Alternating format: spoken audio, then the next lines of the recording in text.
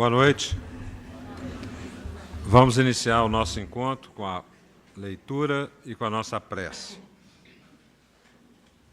A mensagem é do Vida Feliz, da Joana de Ângeles, a mensagem número 57. Canaliza bem a tua energia, a fim de que não converta em presunção e violência. Podes e deves ser enérgico, nunca, porém, agressivo. É justo que te sintas jubiloso com os teus recursos, todavia não te tornes jactancioso. Quando a tentação do revide perturbar-te o discernimento, reage e atua com severidade, entretanto, sem exagero. A força que edifica também derruba. Os fortes e temperamentais terminam os dias com os nervos em frangalhos e a sós. Vamos orar. É com muita alegria, Jesus, e eternamente agradecidos, que retornamos a essa casa bendita, que nos proporciona aprendizado, oportunidade de trabalho e convívio com os dois planos da vida. Agradecemos o concurso amigo dos bons espíritos, que nos ajudaram a estar aqui essa noite, dando-nos condições de escolher a melhor parte, e que prepararam o encontro dessa noite, para que ele possa ser produtivo e eficaz para o nosso crescimento íntimo. Agradecemos a cada um deles pelo carinho e pelo amparo. Que as bênçãos do vosso amor possam nos ajudar a estarmos presentes, atentos, assimilando a mensagem que o nosso amigo Alexander trará para nós. Abençoe as crianças na evangelização e a cada tarefa que está sendo realizada e será realizada na noite e madrugada. Agradecidos, nós continuamos a nos entregar em vossas mãos. Continue conosco sempre. Boa noite a todos. É uma alegria nos reencontrarmos. Quem está aqui pela primeira vez? Quem está vindo à nossa casa pela primeira vez? Que ótimo. Sejam muito bem-vindos. Há vagas na instituição, há vagas no coração. Hoje nós dedicamos o nosso encontro à dona Isabel Salomão, que parte para a verdadeira vida. Então, que ela possa receber de cada um de nós o carinho, as nossas vibrações, e que Venâncio Café e a espiritualidade possam estar amparando-a nesse momento de transição. Hoje, a palestra está por conta do nosso amigo, do nosso irmão Alexander, que vem trazer para nós esse tema que nos diz muito de perto. Então, com ele a nossa atenção, o nosso carinho e o nosso agradecimento.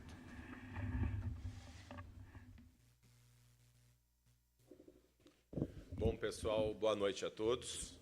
É uma alegria estar aqui com vocês, a gente falar um pouco sobre saúde mental e educação espiritual na família. Mas antes de começar, como foi comentado antes, eu queria fazer também uma lembrança e um agradecimento à dona Isabel.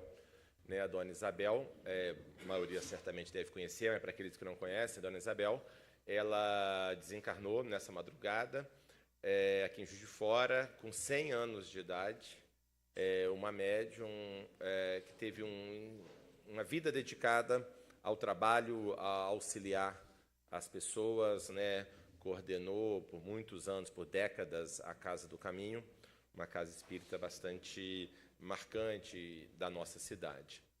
E uma coisa que chama muito a atenção, a pessoa viver 100 anos, e 100 anos tentando manter a sua vida no prumo. A gente sabe o quanto que existem de desafios, às vezes de cascas de banana que aparecem na nossa vida, e a pessoa seguir com a meta, com a persistência, apesar de todos os desafios. Isso que é um exemplo para todos nós, que a gente possa realmente se inspirar. E mesmo E ela sempre foi uma mulher muito forte, né? Muito cheia de iniciativa, altiva e determinada e fazedora. E, por outro lado, no final da vida, com as dificuldades, limitações, também, ao mesmo tempo, aceitando com uma resignação e uma gratidão a tudo e a todos por tudo que estava vivendo. Então, fica realmente o nosso agradecimento à Dona Isabel por tudo que ela fez, pelo exemplo que ela nos dá, né, e que ela possa, sem dúvida alguma, dar sequência na sua caminhada e ser recebida e ter as consequências naturais de tudo como ela plantou. Como disse Paulo de Tarso, ao final da sua vida, lutei o bom combate, terminei a corrida, guardei a fé. Né, eu acho que essa é uma frase que se aplica muito bem também à nossa Dona Isabel. Bom, vamos lá. Saúde mental e educação espiritual na família. Então, nós vamos falar de dois temas muito importantes, né? Um, a saúde mental, e o outro, a educação espiritual na família, especialmente dos jovens, crianças e adolescentes. Primeiro, o que é saúde mental? Então, é interessante ver o que a própria Organização Mundial da Saúde define como sendo o que é saúde mental. E é interessante que é muito recente, a definição de 2014. Tem muito pouco tempo que a Organização Mundial de Saúde definiu o que é saúde mental. E olha que bacana essa definição.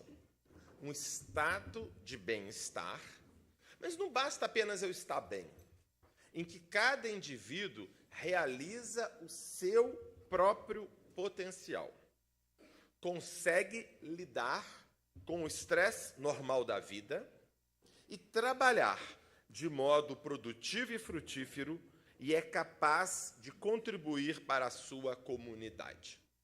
Isso vai ser muito importante, porque nós vamos falar, inclusive, sobre o aspecto da espiritualidade nisso tudo. Mas vamos tentar entender alguns aspectos desse conceito de saúde mental, que vale para a gente buscar a nossa própria saúde mental, como também para aquelas crianças, adolescentes, que estão sob nossa responsabilidade, como pais, professores, tios, avós, padrinhos, etc., etc.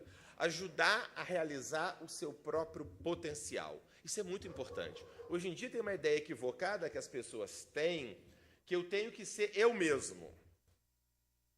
Só que ser eu mesmo, muitas vezes, ou se assumir ser eu mesmo, é entendido como se acomodar como você está neste momento. Enquanto, na realidade, a nossa meta não é sempre se acomodar como eu estou. Eu sou assim mesmo, vocês têm que me engolir. Mas é muito mais realizar o meu potencial. O que eu posso me tornar a ser. E cada um de nós, eu uso sempre essa metáfora, a gente é uma semente de alguma coisa. E nessa semente, o que eu vou realizar desta semente? E a semente se assumir, não ela continuar sendo semente. Ela se transformar, ir para baixo da terra, ter o esterco, ter a sujeira, ter a água, depois ter o vento, ter a chuva, para ela ser a árvore, a flor, seja lá o que for que ela tenha que ser. Então, essa é a ideia. Eu vou ter que desempenhar o meu potencial. Então, no nosso papel educacional também, eu vou ter que estar ajudando aquele espírito a desenvolver o seu potencial. 2, conseguir lidar com o estresse normal da vida. A vida tem problemas, todo mundo sabe disso. A vida tem desafios. E faz parte da saúde mental aprender a lidar com os desafios, aprender a lidar com os problemas. Porque se eu não estiver preparado para isso, eu vou ter problema. E problema para lidar com o problema.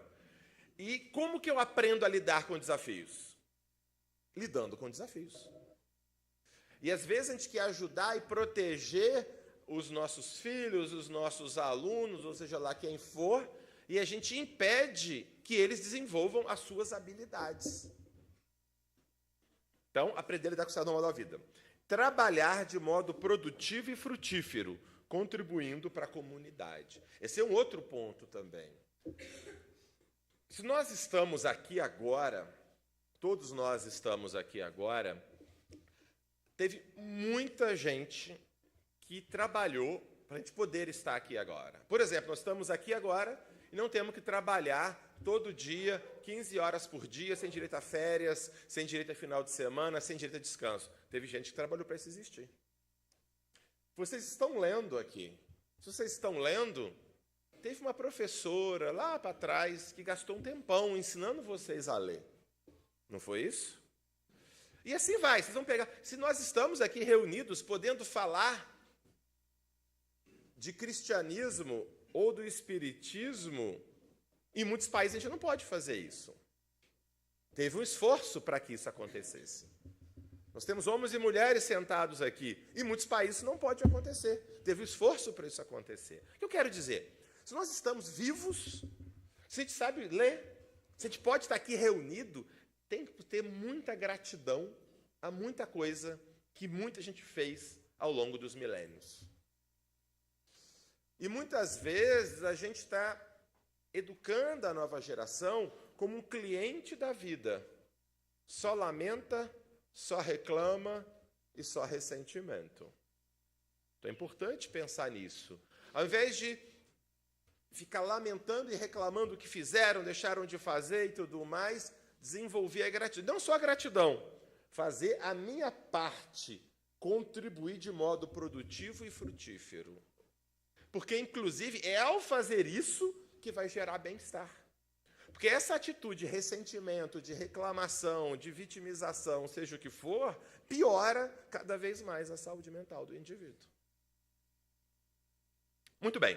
Então, lembrando, esses são alguns desafios. E tem um outro dado muito interessante, que é o seguinte. Isso aqui é uma pesquisa publicada recentemente, numa grande revista médica, sobre o nível de saúde mental, de felicidade, bem-estar da população, tá? E isso a partir de idades. Ó, aqui, o azulzinho, isso aqui são várias coisas, felicidade, saúde mental, significado e propósito, etc. Esse aqui é a geração de 18 a 25 anos e vai subindo até mais de 77 anos. O que a gente vê é o quê? Olha só, é pior a qualidade de vida, o bem-estar e tudo mais do mais jovem em relação ao mais velho. Vai aumentando, vai melhorando com a idade.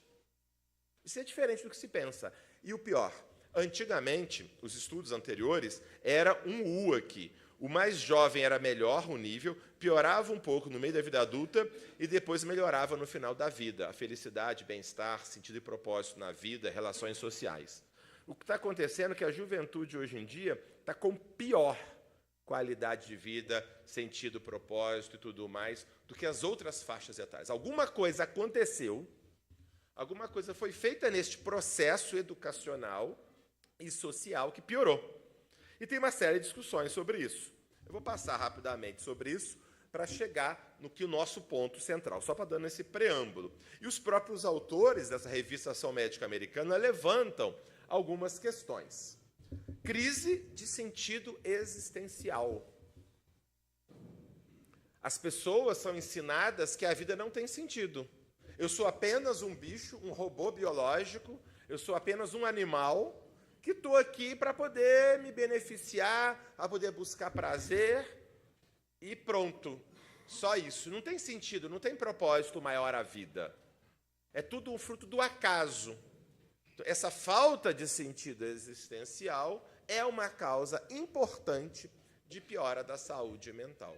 E a gente vê muitas vezes uma juventude em que não se passou uma noção de propósito e sentido existencial, e aí há duas atitudes, de passividade, de apatia, de ficar o dia inteiro trancado no quarto, jogando no computador, mexendo no celular, alguma coisa assim, ou um outro extremo, uma busca desenfreada, deslocada de prazer imediato, muitas vezes. Por quê? Se não tem sentido, ou eu fico parado, eu vou buscar o prazer imediato e ponto e final. Menor religiosidade e espiritualidade. Tá? Nós vamos falar sobre isso, nem vou entrar nesse detalhe aqui agora. Crise de identidade. O que eu sou? O que eu sou como ser humano? O que é o ser humano?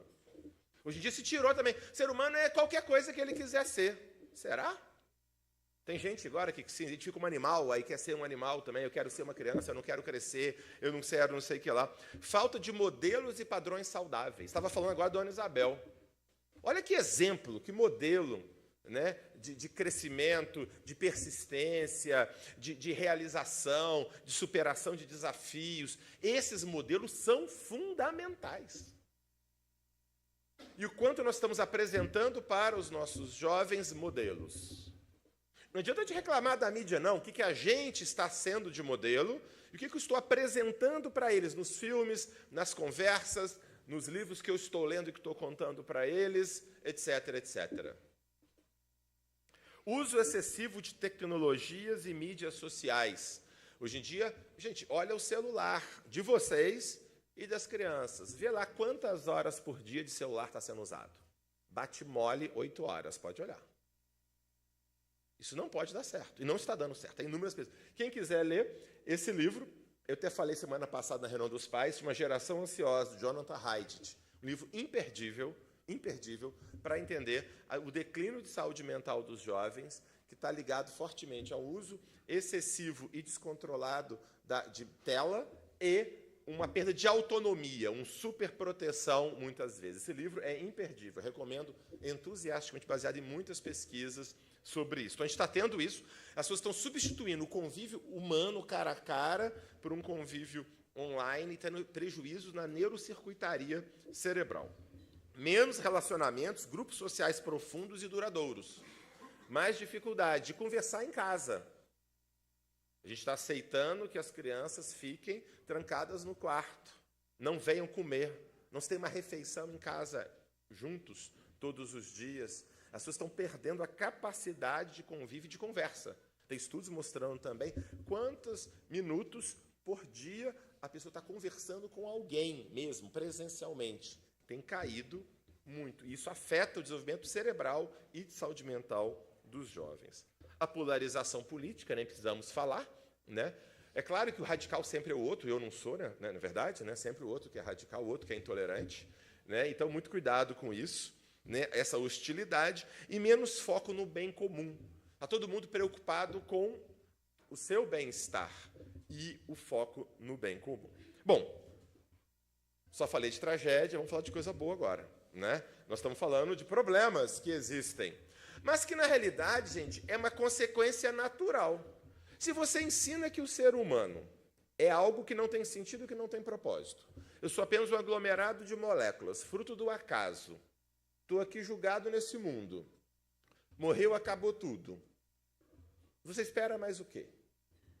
Que as pessoas tenham grandes valores, grandes propósitos existenciais, empenho no aprimoramento, na ética, na melhoria dos outros? Não. Então, daí vai ver a importância da educação religiosa, nós vamos falar aqui. Ah, mas falar de religião para jovem não adianta, eles não estão interessados nisso. Não é isso que a gente aprende? Cuidado com o que a gente aprende e cuidado com o que é a verdade. Esse é um dado de uma pesquisa nacional que a gente fez no Brasil, tá? Uma amostra que representa a população brasileira. Entre adolescentes no Brasil, 36% frequentam um grupo religioso pelo menos uma vez por semana. 1 em cada 3 jovens frequenta um grupo religioso pelo menos uma vez por semana. Mas nunca aparece na televisão isso, já perceberam? Nunca aparece em lugar nenhum. Vários outros estudos já feitos no Brasil mostram que é mais comum o jovem ir semanalmente num grupo religioso do que na balada ou no shopping center. Mas ninguém fala sobre isso. Nós temos aqui a mocidade, nós temos a evangelização, sempre com muitos jovens. E podemos ter mais, se todos ajudarem, trazendo seus filhos, netos, sobrinhos, vizinhos, quem quer que seja, para poder participar. Então, na realidade, existe um interesse muito grande dos jovens quando isso é plantado especialmente desde mais jovem. Nós vamos falar um pouquinho sobre isso. E qual que é a importância disso? Vejam que não estou falando nada de espiritismo por enquanto. Vou falar agora estou falando só de ciência até este momento. Esse é um estudo que é um dos mais chocantes e positivos que eu já vi na minha vida. Um grupo da Universidade de Harvard seguiram de 5 a 7 mil adolescentes. Os adolescentes tinham, em média, 14 anos de idade, 14,7 anos, 14 anos e meio, pegaram de 5 a 7 mil adolescentes em vários lugares dos Estados Unidos inteiro e avaliaram uma coisa neles, se eles iam no grupo religioso uma vez por semana ou não, ok? E viram, já no começo do estudo, que, por exemplo, o jovem que nunca frequentava, ele tinha 13% de ter usado álcool no mínimo de 14 anos. 13% tinha bebido já com 14 anos de idade. O grupo que frequentava pelo menos uma vez por semana, que é esse grupo aqui, 5%, menos da metade. Uso de maconha. Olha, era mais frequente ter fumado maconha do que bebido. 22% dos jovens com 14 anos tinham fumado maconha. Os jovens que não frequentavam o grupo religioso, 22%. O grupo que frequentava, 7%, 3 vezes menos. Então, para começo, o jovem que frequentava um grupo religioso com 14 anos, ele tinha 3 vezes menos chance de ter usado maconha com 14 anos de idade. Mas o mais impressionante desse estudo não é isso, não. E esses dados se reproduzem no Brasil, tá? A gente tem dados parecidos com esse. Agora, o mais importante desse estudo é que eles seguiram esses garotos de 14 anos, garotos e garotas com 14 anos, seguiram por mais 8 a 14 anos, até a vida adulta. O que aconteceu com eles? Será que o grupo que frequentava teve algum benefício ou malefício? Tudo reprimido, neurótico, deu problema neles, etc. e tal, ou não? O que vocês acham? Vocês não conseguem ver, mas vão acreditar em mim, tá? Nessa tabela que eu estou falando aqui. Resumo da ópera. O que está grifado em amarelo são os pontos mais importantes. É o seguinte. O jovem que com 14 anos frequentava um grupo religioso pelo menos uma vez por semana, mesmo depois eles controlaram para sexo, idade, renda, raça, um monte de coisa, quando ele ficava adulto, com 25, 30 anos de idade, este indivíduo que frequentava um grupo pelo menos uma vez por semana tinha mais satisfação com a vida, mais sentimento de afeto positivo, de bem-estar, mais trabalho voluntário, mais senso de missão, mais disposição para perdoar as pessoas, menos sintomas depressivos, menos sintomas de eventos traumáticos, estresse pós-traumático, menos uso de cigarro, de maconha, de outras drogas, menos iniciação sexual precoce, etc. Vocês estão vendo a quantidade de impacto que teve sobre o adulto pelo fato dele ter frequentado um grupo religioso na adolescência? Poucos fatores afetam tanta coisa. É claro que isso não quer dizer que quem frequentou nunca mais vai ter problema. A questão é, aumenta ou diminui a chance de ter. Isso que é importante. Então, aqui já mostra o papel e a importância dos pais ou responsáveis criarem, ajudarem as suas crianças, adolescentes, a terem essa experiência que pode protegê-los lá na frente. Um outro dado que esse dado de Juiz de Fora, nós estudamos, foi um mestrado que eu orientei da Vívia, 256 meninos e meninas de 6º ano, quinta série, nossa antiga quinta série, aqui em Juiz de Fora. Nós pedimos para eles darem uma nota de 1, e botamos 10 coisas na vida deles, e eles colocaram do primeiro, do 1 ao 10, o que é mais importante, 1 até o 10. E o mais interessante é que as crianças, sozinhas, sem os pais estarem perto, colocaram que o mais importante para eles é Deus, família e religião. Mais do que esporte, desenho, brincadeira e videogame. Importância para a vida deles. Eles tinham essa noção. E o mais interessante, os pais não achavam que era isso. Quando a gente pedia o ranking que os pais achavam dos filhos, os pais achavam que a religião e Deus era a mesma importante para os filhos do que os filhos realmente achavam. Ser criança com 11 anos de idade aqui em Juiz de Fora. E o mais impressionante é o seguinte, que essas crianças que tinham uma relação próxima com Deus, por exemplo, a criança que sentia a presença de Deus na vida dele quase todos os dias, ou dizendo o contrário, a criança que não sentia a presença de Deus na vida deles, ela tinha 10 vezes mais chance de estar entre o grupo menos feliz. Ou o contrário, a criança que considerava Deus presente na vida dele, tinha 10 vezes mais chance de estar entre o grupo mais feliz das crianças. sobre frequentar atividades religiosas. Aquele grupo que não frequentava, tinha 5 vezes mais chance de estar entre o grupo menos feliz também. Então, vocês vejam o impacto da relação com Deus e da frequência na felicidade dos nossos filhos. Crianças com 11 anos. Um outro estudo, feito aqui no Brasil também, nós sabemos, já falei aqui antes, né, que a frequência ao grupo religioso diminui muito o risco de uso de drogas e dependência química, etc, etc. Mas e quando a pessoa desenvolve a dependência? Esse aqui é o estudo, nós estudamos mais de 500 pessoas dependentes graves de crack, internados, ok? Pelo Brasil todo. Dependentes graves de crack, internados. Ou seja, a proteção falhou, a pessoa ficou dependente. Mas mesmo entre os dependentes de crack, há gravidades diferentes. Por exemplo, aquele que se envolveu no crime, aquele que foi preso, aquele que se prostituiu, aquele que teve o consumo ainda mais intenso, mais de 10 pedras de crack por dia. O que a gente encontrou? Que os dependentes de crack internados, que quando eram adolescentes, de 15 a 17 anos, frequentavam regularmente um grupo religioso, quando se tornaram dependentes de crack, tinham 50% menos chance de ter sido preso, de ter cometido os crimes, de ter usado mais de 10 pedras de crack por dia. Ou seja, mesmo na dependência, tinha menos chance de ter roubado, de ter ouvido crime, etc, etc. Vocês estão entendendo o impacto que isso tem? Muito bem. Um outro dado, só para a gente poder entender a importância até da frequência, isso aqui já não é de criança, já é de adulto. Eles também seguiram, o estudo de Harvard também, que seguiram 90 mil pessoas, não cabe nem no Maracanã 90 mil pessoas mais. Pega 90 mil pessoas e segue por 14 anos. O grupo que frequentava um grupo religioso pelo menos uma vez por semana, esse grupo morreu de suicídio ao longo dos 14 anos de seguimento 6 vezes menos do que o grupo que não frequentava. 6 vezes menos. Ok?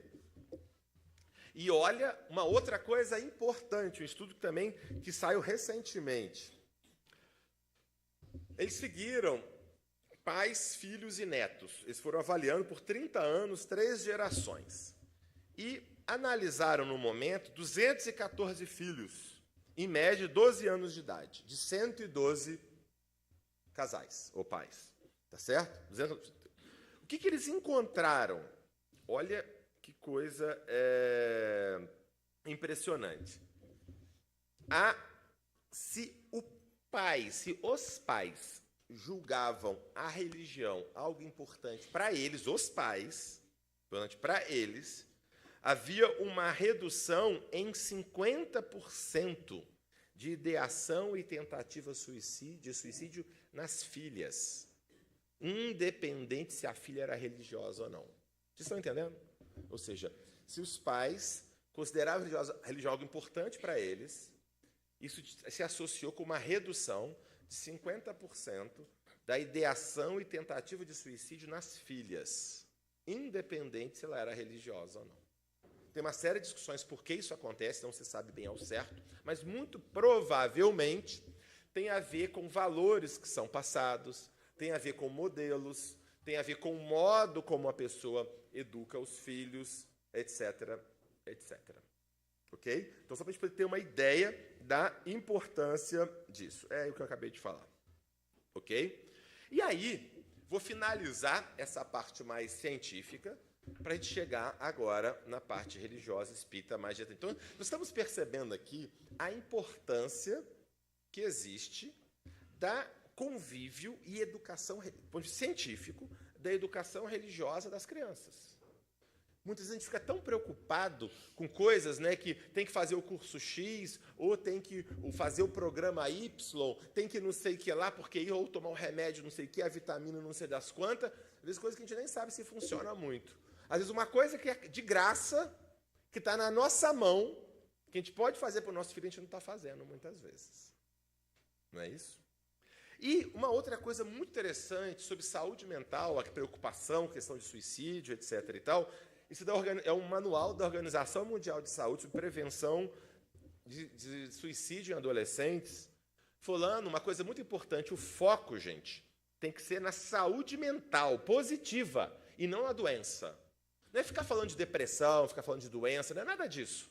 É para focar no aspecto positivo da saúde. E é o quê? Desenvolver habilidades de lidar com a vida, aquilo que nós falamos. Resolução de problemas. As crianças têm que aprender a resolver problemas. Qual é o problema? Hoje em dia, eu protejo com medo deles enfrentarem problemas. Como eles não conseguem, eu protejo mais ainda. Eles ficam incapazes, eu protejo mais ainda. E a coisa vai piorando cada vez mais, até que uma hora a vida começa a cobrar e exigir isso. Tá certo? Então, resolução de problemas, ajudá-los a lidar com o estresse, faz parte da vida, a pessoa se expor às dificuldades, expor às necessidades e aprender e superar. Uso saudável de internet e redes sociais e fortalecer vínculos sociais e atividades saudáveis. Muito bem, agora passando na prática para o aspecto religioso. Quem sabe que estátua é essa? Quem sabe? Santa? Quem sabe? Pode falar. Ninguém sabe? Santana. Quem que é Santana, gente? A avó de Jesus, a mãe de Maria. Tá certo? Por sinal, em Tiradentes, na cidade de Tiradentes, tem o Museu de Santana. Eu virei fã de Santana quando eu visitei aquele museu. É espetacular aquele Museu de Santana, em Tiradentes. E a Santana já mostra, Santana é Santa Ana, né? Aí tem o nome Santana, Santa Ana, que é a mãe de Maria.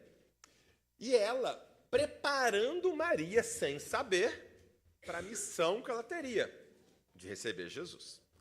E tem duas imagens famosas, todas as imagens de Santana são assim, podem olhar. Essa é a Santana mestra, é a Santana ensinando Maria a ler. Ali é um livrinho ali embaixo, não sei se vocês estão conseguindo ver, tá vendo? É a Santana, Maria, garotinha, sendo ler. E olha, gente, isso aqui são, às vezes, esculturas de 1700. Vocês têm ideia de que em 1700 tem uma imagem de uma mulher ensinando outra mulher a ler? Nenhuma mulher lia naquela época. Olha a importância de imagens, de modelos de lidar. Então, mostrando a importância da transmissão de conhecimento de uma geração para outra, tá certo? Santana mestra. E tem também a Santana guia, que é essa que está mostrando o caminho. A Santana mestra, que está ensinando a ler, e tem a Santana guia, que está mostrando o caminho para Maria. Isso mostra dois papéis fundamentais nossos na educação. De passar o conhecimento, e, ao mesmo tempo, de mostrar diretrizes e caminhos. Mostrar e exemplificar. Pegando ainda na tradição cristã, quando o anjo Gabriel aparece para Maria e faz a anunciação, essa passagem é fundamental. O anjo Gabriel aparece para Maria, anuncia que ela ia receber o Messias, e ela fica naquela preocupação, meu Deus, eu, uma garota, vou receber o Messias, o enviado, etc. e tal. E aí ela fica e tal, e aí o anjo fala não temer, etc. e tal. E no final, ela aceita o desafio, com uma frase que é modelar também, em termos de modelo, de enfrentamento, de total entrega e confiança a Deus. Eis aqui a serva do Senhor, seja feito em mim segundo a tua vontade, segundo a tua palavra. Quer dizer que ela entrega profunda a Deus. Senhor, eu estou aqui para fazer o que for necessário. Faça-se em mim segundo a tua vontade. Esse ato de entrega e de coragem, de fé dela, é modelar para todos nós. Tanto no nosso trabalho educacional, que a gente fica com medo, da educação que eu tenho que fazer para os meus filhos, etc. Será que eu consigo? Será que eu sou capaz ou não? Primeiro, se eu recebi a missão, é que eu dou conta. Ou tenho capacidade para dar conta. Essa é a primeira questão. E eu vou fazer o melhor que eu posso, vou me entregar nessa missão. Ok? E aí, dentro da nossa tradição cristã, a ênfase no pai e na mãe ali educando o filho, essa passagem também famosa em que José ensinando um ofício para o filho Jesus. Isso já vai mostrando uma série de valores importantes que são passados. Ou seja, eu estou ensinando o meu ofício para o meu filho. Ele precisa aprender também. Ele não vai ser um eterno cliente da vida e do mundo. Ele já, iniciando a adolescência, já aprendendo o ofício do pai de carpinteiro. E aí, em Lucas, vem uma passagem que eles foram para Nazaré e Jesus era-lhes submisso. Olha que interessante. Jesus, sendo quem era, o espírito mais evoluído, já reencarnou sobre a terra, era obediente aos pais. Os pais têm a missão de guiar e cuidar do filho naquele momento. A sua mãe conservava tudo isso no seu coração. E essa passagem final é muito importante. Jesus crescia em sabedoria e em estatura e em graça diante de Deus e diante dos homens. Isso já vem uma diretriz da educação. O que eu devo colocar no meu processo? Quais são as metas do meu processo educativo?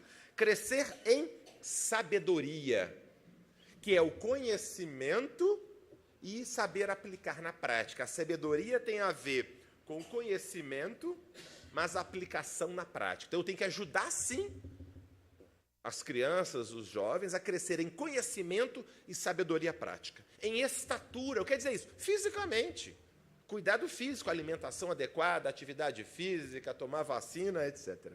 E em graça, diante de Deus e dos homens. Em graça, ou seja, na sua própria espiritualidade. Então, a gente vê um crescimento físico, intelectual, prático e também um crescimento espiritual. Então, esse é o nosso desafio, trabalhar em todos esses níveis.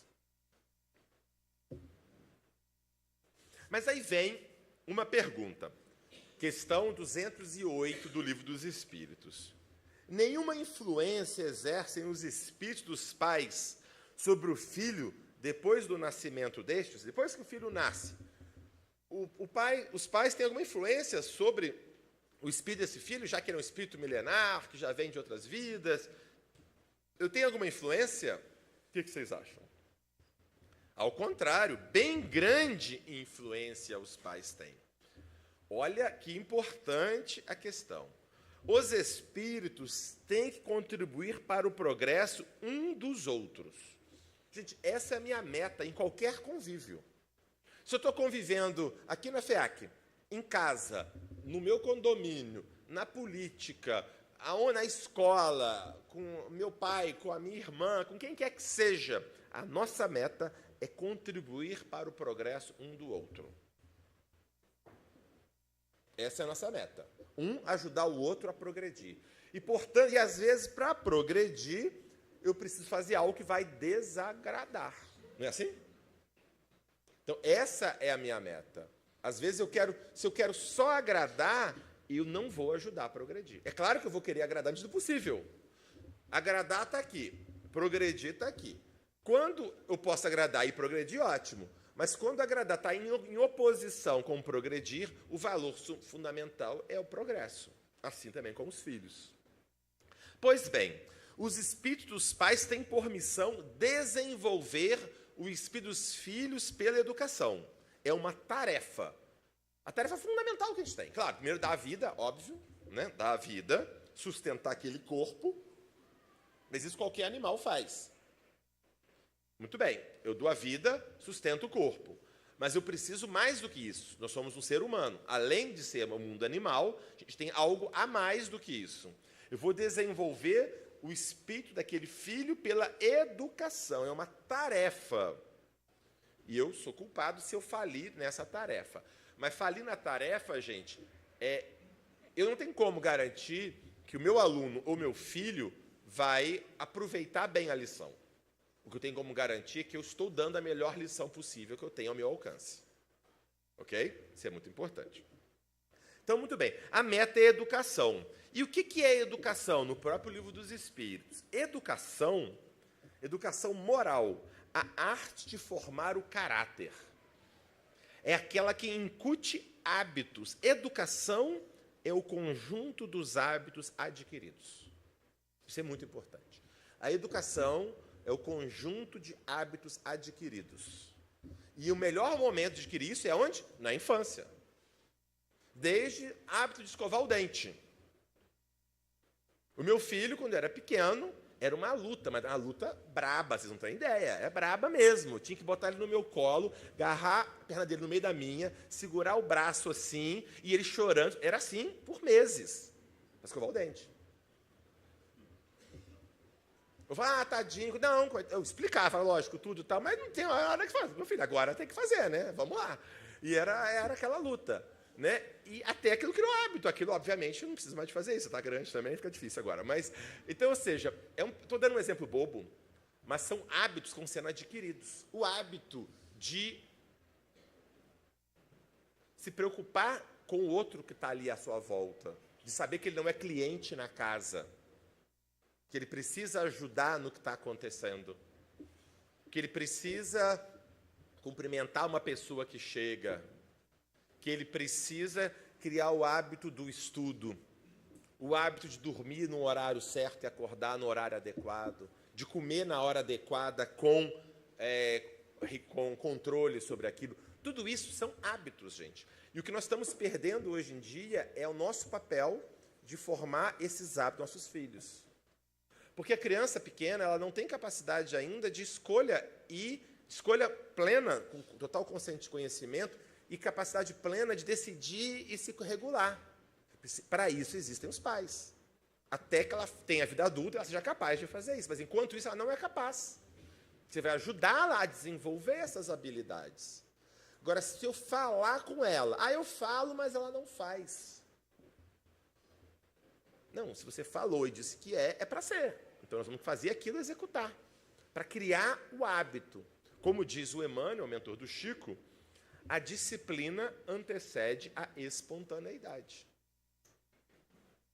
No início, é um esforço. Para qualquer um de nós, um hábito novo, não é verdade? É uma luta. Depois que você incorporou, aquilo está mole. Mas até incorporar, lá vai. Não é assim? E assim com tudo. Então, esse é o nosso papel. Criar hábitos, forjar o caráter nosso. Mas, para isso, eu tenho que estar junto do meu filho. Porque hoje em dia, infelizmente, o cara está sendo forjado o quê? Na rede social, basicamente na rede social. O contato que eles têm com o mundo é com a rede social, muitas vezes. E aí? E aí é importante, fundamental, passarmos a cosmovisão. Nós falamos dos problemas todos lá no começo, falta de perspectiva na vida, de sentido, de não sei o que lá e tal. Então eu tenho que passar cosmovisão espírita. Quer dizer, quem que sou eu? Eu não sou um bicho, simplesmente. Eu sou também um animal, mas não sou só um animal. Isso que é a grande confusão. Eu sou também um animal, mas eu não sou só um animal. É igual um avião. Um avião é também um carro. O avião tem roda, tem motor e pode andar na estrada. Pode fazer isso. Mas enquanto ele fizer isso, ele vai ser carro. Ele só vai ser avião quando ele fizer algo que o carro não pode fazer, que é decolar. E o avião que se contenta em ser carro é uma pena. O ser humano que se contenta em ser animal é uma pena. Quando eu faço algo além do animal, é que eu sou realmente humano. E o algo além do animal é buscar a melhoria, buscar o conhecimento, colaborar com os outros, buscar a Deus, buscar a virtude. Este é o caminho. Então, entender que eu não sou só um animal, eu sou um espírito imortal, encarnado, com uma missão de auxiliar os outros e de me aprimorar. Essa é a minha meta. Isso tem que estar muito claro. Isso tem que estar passado continuamente na nossa conversa. E esse ensino espiritual na família, religioso, não é feito. Traz aqui na FEAC. Traz na FEAC é ótimo, tem que trazer. Mas isso, gente, aqui a gente faz um trabalho danado 1 hora por semana. Mas a semana tem quantas horas? 24 vezes 7, 164 horas. 68, 168, né? Bom, 100 e tantos. Quer dizer, a gente tem 1 hora aqui. Isso é importante, mas a gente tem que trabalhar no nosso dia a dia. Trazer essas informações. Na conversa que a gente vai fazer na hora do almoço, a gente vai conversar sobre um filme, o que eu vou trazer para a gente poder assistir, a gente vai fazendo e vamos conversando sobre isso. a noção de que nós temos um progresso, o livre-arbítrio e responsabilidade. Não tem essa que eu fiz isso porque o outro me falou para eu fazer, eu fiz isso porque eu fui pressionado. Tudo isso é fator, mas quem decidiu foi você. Não há arrastamentos irresistíveis. Se você escolheu fazer, você escolheu e você assume a responsabilidade. É preciso saber disso. E a reencarnação que me ajuda a entender as dores e os desafios que eu tenho. Eu não estou reencarnado na família por um acaso, eu não tenho esse corpo por um acaso, não nasci no corpo errado, isso não existe. Se eu reencarnei naquela posição, é que eu preciso vivenciar coisas ali para eu poder me desenvolver. Oportunidade a ser aproveitada. E aí, gente, alguns pontos fundamentais do ensino espírita para a saúde mental dos nossos jovens. Kardec diz o seguinte, o ponto de vista. Isso é a coisa mais importante de tudo. A ideia clara e precisa que se faz da vida futura. Eu tenho noção que eu sou um espírito encarnado e que eu vou existir depois. Isso muda completamente o ponto de vista. A Terra é uma simples passagem num país ingrato. Eu não vou ficar perdendo tempo demais com as dificuldades aqui. Vou cuidar com elas, mas vou focar no que é fundamental. É igual, por exemplo, eu vou viajar, vou para a praia, aí o apartamento não é tão bom, não sei o que lá. Eu vou ficar ali lamentando, vou ficar aqui só uma semana mesmo, eu fico do jeito que está, aproveito a praia e tudo mais e levo a vida. Se eu fosse ficar a vida inteira aqui, eu ia ficar chateado, mas vou ficar uma semana, tudo bem. É mais ou menos assim a ideia de pensar na encarnação. Eu vou aproveitar o melhor que eu posso aqui com esse contexto, porque isso aqui não é o todo. As vicissitudes e tribulações da vida são incidentes que ele suporta com paciência, por saber de curta duração, devendo seguir-se um estado mais feliz, mais ditoso. Então, isso é muito importante, ajudar a passar, a gente vivenciar isso e ajudar a passar para os nossos filhos, os nossos educandos, seja lá quem for, essa perspectiva. Porque a gente fica demais pensando nos problemas da vida com um olhar estritamente material, como se eu fosse apenas um corpo criado na concepção que vou morrer ali no túmulo. Não. Tem que mudar tudo isso. E uma outra ideia, entender os recados da vida, o processo pedagógico da vida. No Livro dos Espíritos tem uma questão muito interessante, que quem responde é Paulo Apóstolo, que é o seguinte: quem é com efeito culpado? O que é culpado? É aquele que por um desvio, um falso movimento da alma, se afasta do objetivo da criação. Qual é o objetivo da criação de Deus, de nos criar? O culto harmonioso do belo, do bem. Quer dizer, a nossa meta é cultuar, desenvolver o belo e o bem, idealizados no arquétipo, quer dizer, no modelo, o homem-deus, Jesus Cristo. Ou seja, a nossa meta é o culto harmonioso do belo e do bem, que foi exemplificado por Jesus. Quando eu me afasto disso, eu me desvio dessa meta, então eu sou o culpado. E o que é, então, o castigo? Questão 1009 dos Espíritos. O que é o castigo? É a consequência natural deste falso movimento, desse desvio. E tem uma função, essa consequência. São dores necessárias a desgostá-lo da sua deformidade. Eu paro de cultuar o bem e o belo, começo a me desarmonizar, e aquilo começa a me gerar um sofrimento. Como ninguém quer sofrer eternamente, você resolve uma hora tomar atento na vida e se emendar. O castigo é o aguilhão, aquele espinho, que estimula a alma, pela amargura, a se dobrar sobre si mesma e a buscar o porto de salvação. Só tem por fim a reabilitação, a redenção.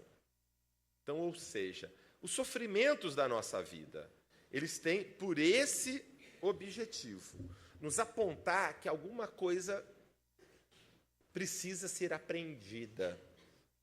Ao invés de eu me revoltar, Botar a culpa em todo mundo, que é a coisa mais fácil, né? Botar a culpa no outro é ótimo, alivia na hora, mas não resolve nada. Não é isso? Na vida, gente, quase tudo é assim. Todo atalho que resolve na hora, dá ruim depois. Já perceberam? Na vida, tem uma frase que é um francês, Conde La Rochefoucauld, falou o seguinte: a grande maioria das nossas faltas são mais perdoáveis do que os meios que utilizamos para ocultá-las. A gente faz uma coisa errada, aí para esconder aquilo faz uma coisa pior do que aquela original. E para esconder aquela faz uma pior ainda. Não é assim que acontece muitas vezes na nossa vida? Ou seja, é um atalho, eu quero escapulir disso, aí eu faço um troço pior. Aí eu escapulo e vou piorando cada vez mais, em vez de lidar com a consequência e resolver ali. Então, ou seja, tentar entender se algo, se eu estou tendo dificuldade no trabalho, no casamento, em casa, seja onde quer que seja, o que eu posso aprender aqui? O que eu estou fazendo que está desviando do bem? O que eu estou fazendo aqui que poderia ser aprimorado? Essa é a pergunta que eu preciso fazer. E do ponto de vista de comportamento, que é muito importante a gente pensar do aspecto terapêutico, né, da educação espírita, já foi falado lá que a saúde mental é a colaboração, né, trabalhar de modo útil, colaborar para a nossa sociedade. E aí vem uma passagem muito interessante no Livro dos Espíritos, quando diz que trabalho é toda ocupação útil. Tudo que eu faço que é útil é trabalho. Não importa se é trabalho remunerado, mas é útil para mim ou para os outros, então isso é um trabalho. Mas fala, poxa, mas não tem nada que eu possa fazer de útil, eu não tenho como ajudar ninguém, eu não sei o quê, eu não sou famoso, eu não sou rico, eu não sou não sei das quantas, eu não tenho muito talento e tal. Os espíritos responderam aqui, e eles de modo geral vão direto, eles não têm muita papa na língua muitas vezes, não, eles vão direto no ponto para dar uma lambada na gente. Olha só, não, a gente que fica reclamando, não sei como é que eu faço, não tem nada para fazer, não sei o quê, olha só. Não há dia da existência que não ofereça a quem não se ache cego pelo egoísmo oportunidade de praticar o bem. Porque fazer o bem não consiste para o homem apenas em ser caridoso, caridoso de dar uma esmola aqui nesse contexto, mas em ser útil, na medida do possível, todas as vezes que seu concurso venha a ser necessário. Se eu não estou cego pelo egoísmo, se eu não estou só olhando para o meu umbigo, se eu tenho olhos de ver, como Jesus falava duas coisas, olhos de ver e levanta o olhar. Jesus fala isso com muitas frequências. Olhos de ver e levantar o olhar, e ouvidos de ouvir. Ou seja, eu tenho que estar atento para o mundo e para as necessidades. Se eu estiver atento para as pessoas que estão à minha volta, certamente, ao longo do dia, há situações em que eu possa ser útil. Qualquer situação. Desde em casa, eu posso pegar e lavar o meu prato, arrumar a minha cama. Eu posso ajudar uma pessoa a carregar uma coisa. Eu vi que a pessoa está meio isoladinha lá, eu vou lá e sento e converso um pouco com ela. Sou um balconista, vou receber com um pouco mais de educação e paciência aquela pessoa que chegou meio nervosa ali. Se eu não estiver cego pelo egoísmo, todo dia eu tenho oportunidade de procurar fazer o bem, porque fazer o bem é ser útil todas as vezes que o meu concurso se fizer necessário. Então, esse é o nosso desafio. Eu tenho que treinar os nossos filhos para isso também. Ou para isso, fundamentalmente. Porque essa é uma outra questão também. A gente está uma ideia muito equivocada na nossa sociedade hoje em dia. A gente tem que buscar a nossa felicidade. E aí significa, tudo eu faço calculado. O que eu ganho com isso? Se eu vou fazer algo, se eu ganhar alguma coisa. Só que ao fazer isso, isso que é o segredo da vida. Jesus falou, quem quiser ganhar a sua vida vai perdê-la. E quem perdê-la por amor a mim, vai ganhá-la. E é exatamente isso. Se eu estou na vida pensando só em ganhar, em ter a vantagem e ter a minha felicidade, isso está relacionado a infelicidade. Isso tem inúmeras pesquisas, não vou nem entrar aqui, mas inúmeras pesquisas mostram isso. A busca direto da felicidade mina a sua própria felicidade. É igual querer dormir. Eu quero dormir, eu tenho que dormir agora de qualquer jeito. Você vai conseguir dormir? Não vai. Quando você desencana, você dorme. Felicidade é a mesma coisa. Quando você desencana de buscar a sua felicidade e procura fazer o quê? Isso. Você vai identificar os seus talentos na tua vida e tentar ver como é que eu posso colocar isso para usar. Como é que eu posso ajudar outras pessoas? Como é que eu posso fazer as coisas acontecerem na minha vida para os outros? Quando diz que eu vou fazendo isso, eu vou me sentindo mais capaz, eu vou desenvolvendo a minha capacidade e a felicidade vem como efeito colateral. Jesus falou.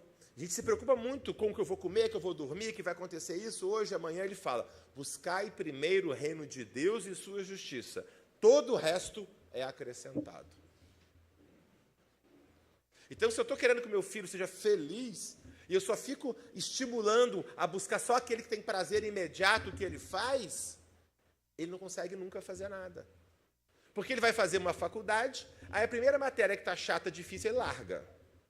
Aí ele vai fazer uma outra. Tem uma chata difícil, ele larga de novo. Por quê? Só quer fazer o que me faz feliz agora, neste momento. Não existe isso.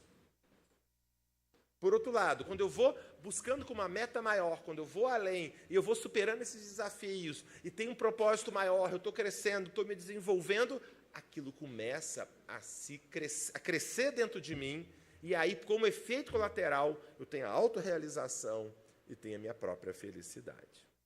Então, esse é o ponto.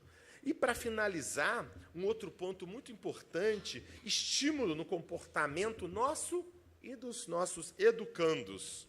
Estímulo aos vínculos sociais e familiares. É preciso, sim, tem que ter o momento do convívio, tem que ir para poder, nós vamos para a festa, nós vamos visitar fulano, nós vamos fazer não sei o que lá. Ensinar, temos que visitar os avós, nós vamos lá vê-los, tal, temos que fazer, nós vamos, é fundamental e tudo mais e tal. É um dever filial fazer isso, aprender a fazer, a ter a gratidão, a cuidar das pessoas, isso é fundamental. Senão fica naquela, não sei por que ele é ingrato, eu dei tudo para ele. Exatamente esse que é o problema. A pessoa aprendeu que tudo ela tem que receber, que ela não tem que dar nada em troca. Ativação comportamental, a gente fica parado às vezes na cama ou no celular o dia inteiro, parado, e quanto mais parado, mais desanimado fica. Aí quanto mais desanimado quer descansar mais, e quanto mais descansa, mais cansado fica. Não é assim? É assim que vai acontecendo. Não tem fim isso. Na realidade, uma ativação comportamental. Eu começo a sair, eu começo a me movimentar no início com dificuldade, com preguiça, e aquilo começa a ativar e eu começo a melhorar. Vim ao Centro Espírita, participar do trabalho voluntário, conhecer pessoas que tiveram enfrentamento saudável de dificuldades e problemas, aprender a prece, fazer leituras, ouvir músicas saudáveis, assistir palestras, filmes, séries, chamar os filhos para vamos ver The Chosen junto. Quem já viu The Chosen, levanta a mão. O resto que não viu está perdendo, tá, gente? Vocês têm que assistir. Chama The Chosen, Os Escolhidos. Tem no YouTube, tem aplicativo, tem no Netflix. Não percam, não percam. Chama os filhos para assistir junto. É muito, muito legal. Tá? Beleza. Então, caminhando aqui para o final, pode-se considerar como missão a paternidade é uma verdadeira missão e um grandíssimo dever. Deus colocou o filho sob a tutela dos pais para que estes o dirijam pela senda do bem. Essa é a nossa missão central, direcionar na senda do bem. Muitos há, olha só, eles dão lambada mesmo, que mais cuidam de endireitar as árvores do seu jardim do que fazer dar bons frutos em abundância, do que de endireitar o caráter do seu filho. Hoje em dia é mais cuidar do seu perfil no Instagram. Nada contra cuidar do perfil no Instagram ou da flor, não é isso. A questão é o que é a prioridade, tá certo? E aí ele comenta, Santo Agostinho, no Evangelho segundo o Espiritismo, fazei-vos merecedoras dos gozos divinos que Deus conjugou à maternidade e também à paternidade. Olha só, ensinando os filhos que eles estão na terra. Para quê? Olha só, meu filho, está aqui para quê? É isso que tem que explicar, mostrar e exemplificar na vida. Para se aperfeiçoar, amar e bendizer. É isso. Essa é a missão da vida. Eu estou aqui para me aperfeiçoar, para amar e bendizer. Que é falar bem. Falar o bem. Não é reclamar, lamentar o tempo todo. Essa é a meta. E eu tenho que dar o exemplo para isso. Né? Mas muitos de nós, ao invés de eliminar, por meio da educação, os maus princípios inatos, todo espírito traz as suas imperfeições, a gente acaba entretendo esses defeitos por uma culposa fraqueza ou por... Ai, mas ele é muito genioso. Ok, eu vou direcionar... Esse genioso pode ser lapidado para uma persistência no bem. Mas se ele é genioso e eu deixo ele vencer no grito qualquer coisa, eu estou destruindo esse espírito. É isso que eu estou fazendo. Eu estou entretendo, muitas vezes, por uma culposa fraqueza ou por descuido. Essa é a nossa meta. Esse é o nosso caminho. Por outro lado, concluindo então, lembrando, as crianças são espíritos milenares, com vícios e virtudes que eles trazem lá de trás. E o grau de evolução desse espírito não tem relação com o parentesco. Mas se ele está sob minha tutela, cabe a mim guiá-lo neste momento. Na infância, nós somos mais receptivos às influências. Porque toda aquela característica nossa está meio adormecida e vai saindo aos poucos. E esse aos poucos permite para os pais estarem atentos e irem burilando ali. Influenciando como, por exemplos, fala... Não adianta falar para o filho que é muito importante vir na FEAC, na mocidade, se quando você está cansado, você não vem aqui na FEAC. Se quando está chovendo ou está com frio, não vem também. Que recado que você está dando? Ou você permite que ele não venha quando ele está... Você permite, você não vai no trabalho quando você está cansado? Ou quando está chovendo? Ou ele não vai na escola? Não. Por que aqui é menos importante? Você está entendendo o recado que eu estou passando? Não adianta falar que é importante se eu não demonstro na minha ação que aquilo é crucial. Né? O papel, né, dos educadores, em todos os momentos da vida, de coibir as más tendências. Temos que estar atento para isso. Fomentar as virtudes. É a história do jardineiro. Eu vou podar o que está errado, tirar a erva daninha e vou estimular e adubar as coisas positivas, criando um ambiente propício, adequado, com nossos exemplos. Os desafios são grandes, mas são possíveis. A bênção da paternidade, da maternidade, a bênção de ser um professor, de ser um educador, um tio, um avô, seja lá o que for, são oportunidades que nós temos de dar para uma próxima geração algo da oportunidade que nós recebemos. E nós não estamos sozinhos nisso. Né? Nós não estamos sozinhos, contamos com o apoio dos nossos mentores, dos nossos amigos espirituais, que podemos pedir na oração, que podemos pedir no momento nosso de recolhimento, e também com pessoas que estejam engajadas, como nós aqui no grupo, engajados na busca do nosso aprimoramento e daqueles que Deus confiou sobre os nossos cuidados. Muitíssimo obrigado, uma boa noite a todos. Muito bem. Nós agradecemos ao Alexander pela sua mensagem, pelas suas dicas, e saímos daqui com mais responsabilidade para cuidarmos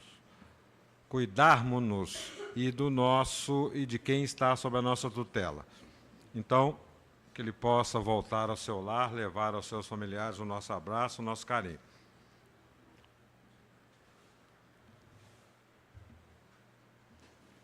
Nós lembramos que a FEAC entrou em campanha de Natal. E quem quiser colaborar, basta entrar no recursos.feac.org. Lá vai ter um link para que vocês possam fazer a doação. Essa doação vai ser para atender a Paraíba do Sul, lá do Dom Orione, Santos Dumont e as famílias das crianças evangelizadas aqui no sábado. Qualquer dúvida, a Ana, lá na livraria, pode esclarecer. Amanhã, 12 de novembro, terça-feira, dos 8h30, GVV, reunião do GVV. Nós lembramos também que no próximo sábado, dia 16 de novembro, 17 horas, dos 8h30, a 10ª aula do curso básico. O tema vai ser desobsessão e a Verônica que vai ser encarregada.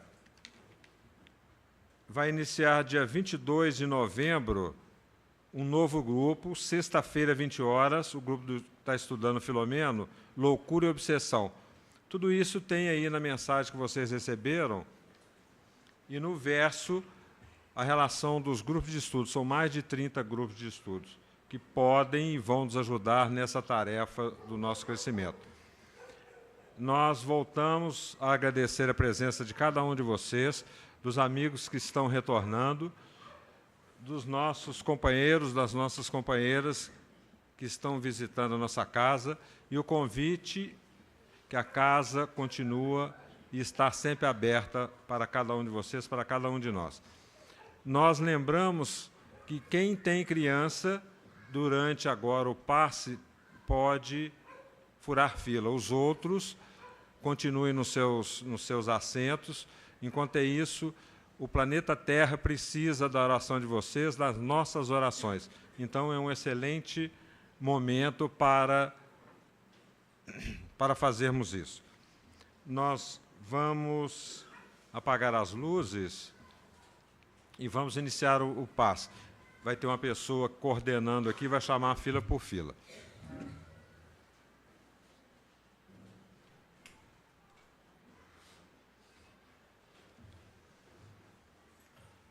Continuamos a te agradecer, Jesus, por esse banquete que o nosso amigo Alexander trouxe para todos nós. Te agradecemos pelos amigos espirituais que ao nosso lado nos incentivaram, estão nos incentivando, estão nos ajudando na assimilação dessas informações e, sobretudo, na execução, na tarefa de colocá-las em prática. Nós iniciamos, nesse momento, o trabalho do passe, da fluidoterapia. Que os bons espíritos possam continuar nos ajudando, para que, de retorno ao lar, possamos levar aos nossos familiares essas bênçãos que são direcionadas a cada um de nós. Em teu nome, em nome deles, iniciamos o trabalho do passe.